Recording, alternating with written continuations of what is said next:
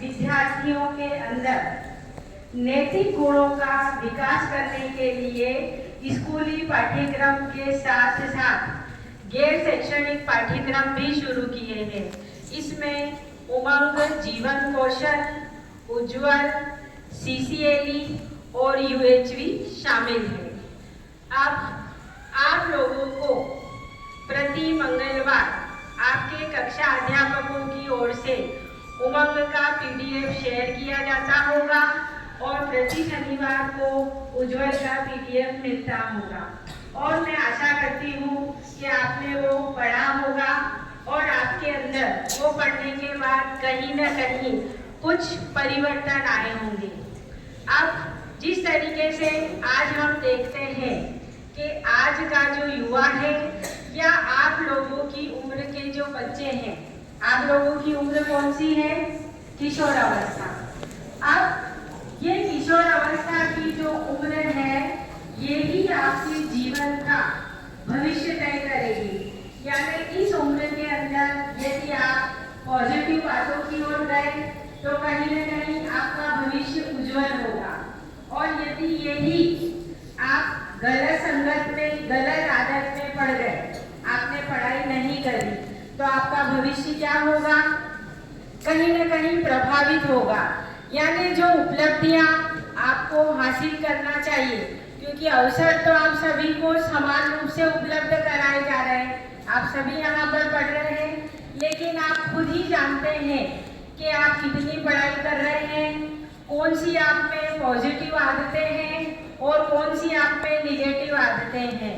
तो विद्यार्थियों, मैं आज कहना चाह रही हूँ कि अभी भी समय है आपके पास कि यदि आप में कोई बुरी आदत या बुरी संगत आ गई है तो अभी भी समय है, आपका भविष्य उज्जवल हो सकता है।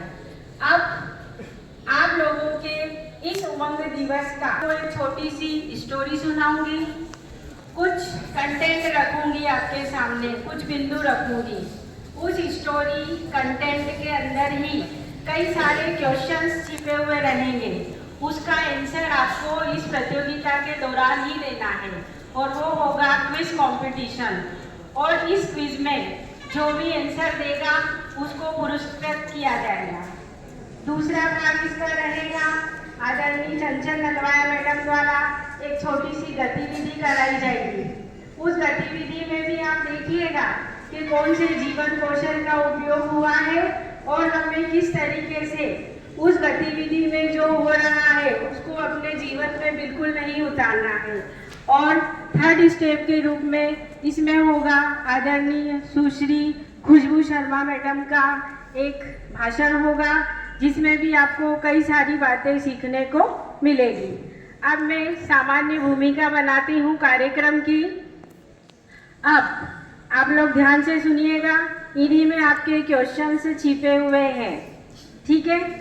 अब उमंग जीवन कौशल के अंतर्गत 3 मुख्य कौशल होते हैं और उसके अंतर्गत 10 उप मुख्य कौशल होते हैं, जो विद्यार्थी या स्वयं हम भी इन 10 ही जीवन कौशल को अपने जीवन में लागू कर लेते हैं, फॉलो कर लेते हैं, तो आप खुद देखिएगा आपके जीवन में कितना अधिक परिवर्तन आएगा। अभी आप छोटी छोटी बातों से आप क्या, मैं खुद भी तनाव में आ जाते हैं, लेकिन आपने यदि 10 को ही फॉलो किया तो आप टेंशन में रहना भूल जाएंगे। अब इन जीवन कौशल का नाम मैं ले रही हूँ, इनमें से आपसे प्रश्न पूछे जाएंगे। 3 तरीके के मुख्य कौशल है, सामाजिक कौशल, भावनात्मक कौशल और विश्लेषणात्मक कौशल। अब इसके अंतर्गत जो आएंगे उनमें रहेगा स्व जागरूकता। अब स्व जागरूकता का मीनिंग क्या है? जैसे फॉर एग्जाम्पल, अभी आप सभी यहाँ बैठे हैं, किसी न किसी क्लास में लाइट या पंखे चल रहे होंगे, तो आप हमारे कहने से बंद करेंगे या स्वयं ही बंद कर देंगे? यानी कई बार हम अपने स्व विवेक से निर्णय ले लेते हैं जो पॉजिटिव होता है, यही क्या कहलाता है? स्व जागरूकता। आप अपने सहपाठियों के साथ किस तरीके के संबंध मेंटेन करते हैं, अच्छे या पूरे समय लड़ते झगड़ते हैं, ये कहलाता है अंतर्वैयक्तिक संबंध। यानी हमें अपने सहपाठियों से, परिवार में, समाज में, रिश्तेदारी में सभी से प्रेम पूर्वक व्यवहार करना चाहिए, स्नेह पूर्वक बड़ों के साथ विनम्रता से रहना चाहिए। इसके अलावा एक छोटी सी बात सुनो। एक बालक है राकेश, एक बालिका है मालती। राकेश मालती की कॉपी ले गया लिखने के लिए। एक दिन वो एब्सेंट रहा। अब अगले दिन क्या हुआ, वो बालक उस बालिका की कॉपी फाड़ कर ले आया, बहुत सारे शाही के निशान लगा लाया। अब अगले दिन बालिका का रिएक्शन क्या होगा? क्या उसको उससे लड़ना चाहिए? क्या उसको उससे प्रेम पूर्वक समझाना चाहिए कि तुम कॉपी ले जाना, पर आगे से ऐसा नहीं करना? यानी दूसरा जो आंसर है वो आपको सही लग रहा है, तो हमें भी कई बार टकराव की, संघर्ष की, गुस्सा होने की स्थितियां बनती है, लेकिन हमें इनको क्या करना है? नज़रअंदाज करके कहीं ना कहीं हमारे रिलेशन कैसे बने रहे? सामान्य बने रहे। दूसरा, कई सारे बालक बात करने लग गए हैं। अब भावनात्मक प्रबंधन, यानी हमने अपनी भावनाओं को नियंत्रित करना आना चाहिए। जैसे क्लास में आपके क्लास टीचर आपको हो सकता है एग्ज़ाम में किसी प्रश्न में कम नंबर दे दे, या आप उनकी बात से असहमत हो, तो क्या आप वहीं पे गुस्सा करोगे? क्या नहीं, आप विनम्रतापूर्वक बोलोगे, बात करोगे। तो यही आता है कि किस तरीके से हम अपनी भावनाओं को, चाहे गुस्सा हो, चाहे खुशी हो, उसको किस तरीके से अभिव्यक्त करते हैं।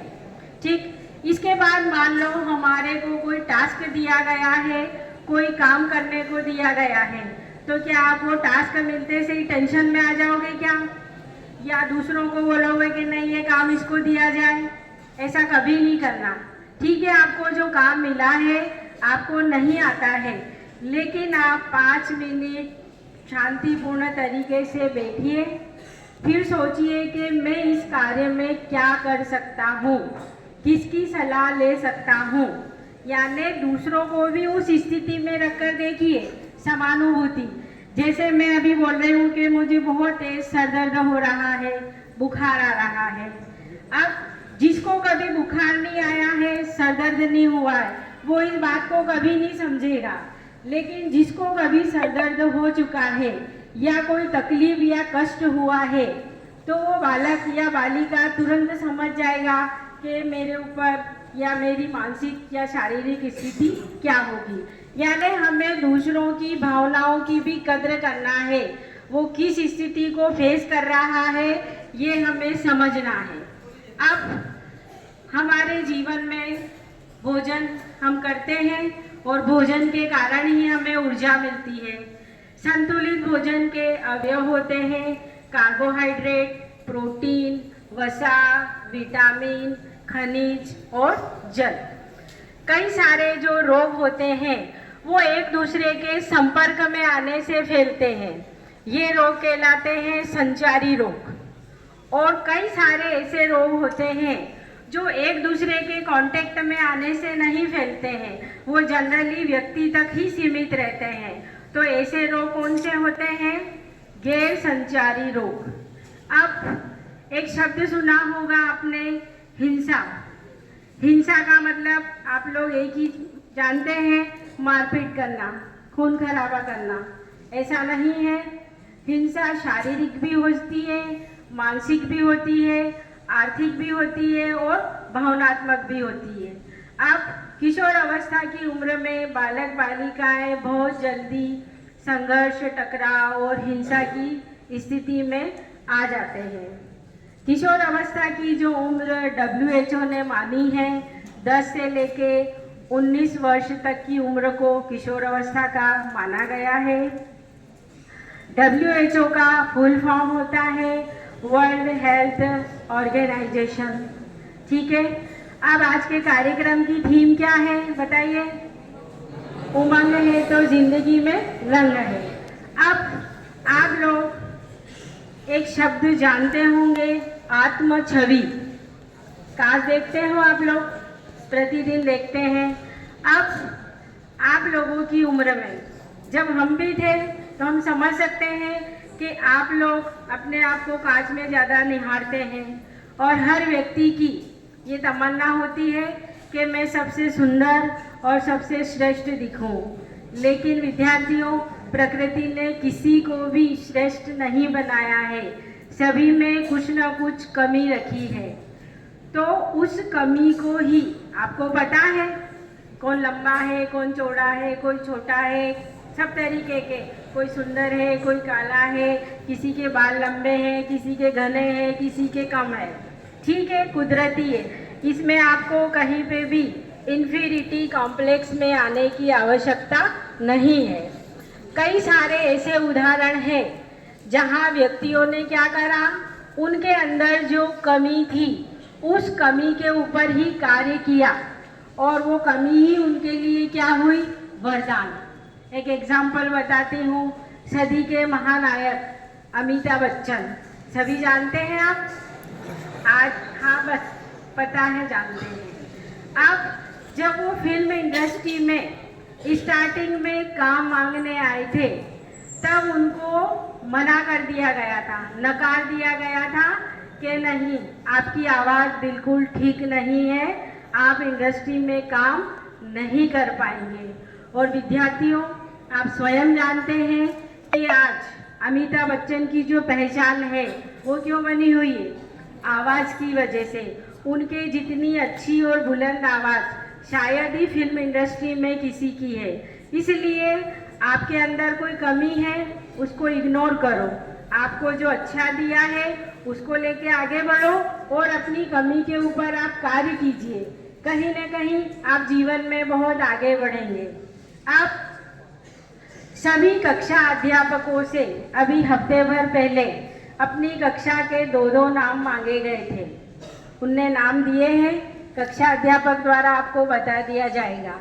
तो वो 2-2 विद्यार्थी कहलाए उमंग जीवन कौशल के ब्रांड एम्बेसडर।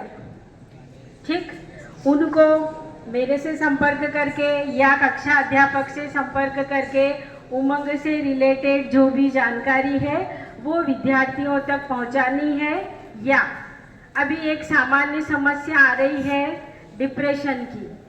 हम देखते हैं अपने आसपास कई सारे विद्यार्थी छोटी छोटी बातों पे तनाव ले लेते हैं, बात नहीं करते हैं, कई कई दिनों तक खाना नहीं खाते हैं। तो आप लोग यदि इस स्थिति में हैं तो अपने बड़ों से बात कीजिए, दोस्त से बात कीजिए, या आप किसी से नहीं कर सकते हैं तो विद्यालय में आके आप मेरे से अपनी समस्या शेयर करो, उसका 100% समाधान होगा। और ये बात मैं इसलिए बोल रही हूँ कि आप लोगों की उम्र में आप लोग जोर जोश में लड़ाई झगड़ा या जो भी अन्य गतिविधि में शामिल हो जाते हैं, बाद में आप क्या होता है, डर जाते हैं, घबरा जाते हैं। तो बच्चों में एक बात बोलना चाह रही हूँ, प्रकृति में या जीवन में ऐसी कोई समस्या नहीं है जिसका सॉल्यूशन न हो, समाधान न हो। यदि आपसे कोई गलती होती है तो आप हमसे आकर शेयर करें, हम उसका समाधान निकालेंगे।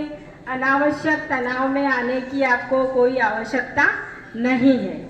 अब एनीमिया शब्द आप जानते हैं? एनीमिया का मतलब होता है खून की कमी।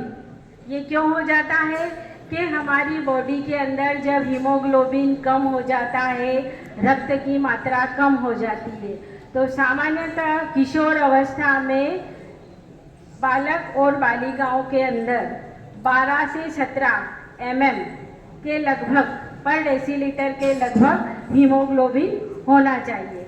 इसके अलावा एक नंबर होता है लाइन, ये नंबर 14425 14425। अब आप कई बार इस स्थिति में होते हो कि नहीं मैं अपनी समस्या किसी को नहीं बताऊंगा, तो गवर्नमेंट की तरफ से कुछ ऐसी संस्थाएं बनाई गई है आप लोगों की मदद के लिए, जो आप अपनी समस्या उनके सामने रखिए, वो अपनी तरफ से उसका पूरा समाधान करेंगे। आपातकाल के लिए कौन से नंबर है? डायल 100 या 112। इसके अलावा मुख्यमंत्री महिला सुरक्षा या सहायता हेल्पलाइन होती है 181। अब एक छोटी सी स्टोरी सुनिए, ठीक। एक तो ये जो दो बालक हैं बहुत ज़्यादा परेशानी है, आप सब भी जानते हैं, या मैं अभी पूछूंगी भी कि हमारे शरीर का सबसे मुख्य अंग कौन सा है? कोई क्या? तो हमारा जो ब्रेन है, ये ब्रेन नहीं है, मैं सिर्फ बता रही हूँ। मस्तिष्क कहता है कि मैं सबसे पावरफुल ऑर्गन हूँ और मैं ही हूँ, क्योंकि सारे डिसीजन मैं ही करता हूँ, इसलिए मैं पूरे शरीर का राजा हूँ, ठीक। इतने में जो ब्लड है, रक्त है, वो क्या कहता है? राजा तो मैं हूँ, क्योंकि जब तक मैं हर बॉडी के ऑर्गन तक नहीं पहुँचूँगा, हर बॉडी के अंग को ऑक्सीजन कैसे मिलेगी, इसलिए शरीर का राजा तो मैं हूँ। इतने में फेफड़े कहते हैं कि ब्लड के अंदर ऑक्सीजन जब तक मैं सांस नहीं लूँगा कैसे पहुँचेगी, इसलिए राजा तो कौन है? मैं हूँ। इतने में मुंह कहता है कि नहीं, भोजन तो मैं ग्रहण करता हूँ और मैं भोजन ग्रहण करूँगा तभी तो आप लोगों को ऊर्जा मिलेगी, इसलिए मुंह कहता है कि राजा तो मुझे होना चाहिए। इस तरीके से आँख कहती है कि आप भोजन को कब करोगे? जब मैं देखूंगी। यानी हर अंग अपनी इम्पोर्टेंस बता रहा है कि मैं ही मुख्य हूँ। तो क्या ये जो अंग है आपस में लड़ रहे हैं, एक दूसरे की हंसी उड़ा रहे हैं, एक दूसरे को अपमानित कर रहे हैं कि मैं ही श्रेष्ठ हूँ, मैं ही श्रेष्ठ हूँ? क्या ये सही है? नहीं है। हम स्वयं जानते हैं कि बॉडी का हर एक पार्ट की अपनी मुख्य भूमिका होती है और सभी के समन्वय से हमारा शरीर कार्य कर रहा है, विभिन्न मेटाबॉलिक एक्टिविटी कंप्लीट हो रही है। तो इसी तरीके से आप इस विद्यालय में पढ़ रहे हैं, किसी कक्षा के स्टूडेंट हैं, आप कोचिंग भी जा रहे हैं, अपने घर परिवार में रह रहे हैं, समाज में रह रहे हैं, अपने पड़ोसी से बात कर रहे हैं, यानी कहीं ना कहीं प्रकृति में कोई भी जीव अकेला सरवाइव नहीं कर सकता। हमें सबको एक दूसरे के कोऑपरेशन की, सामंजस्य की आवश्यकता होती है, इसलिए सभी अपने आप में सर्वश्रेष्ठ है। आप खुद देखो, सब्जी के अंदर जो छोटी छोटी इल्लियाँ होती है, क्या वो हमारे किसी काम की है? तो हम तो कहेंगे फालतू है। बिल्कुल फालतू नहीं है, वो किसी पक्षी का भोजन है। इसलिए आप अपने आप को सर्वश्रेष्ठ माने। हर एक की प्रकृति में, परिवार में, समाज में विशेष भूमिका है, ठीक है। अब मैं चंचल मैडम को बोलती हूँ, वो अपनी गतिविधि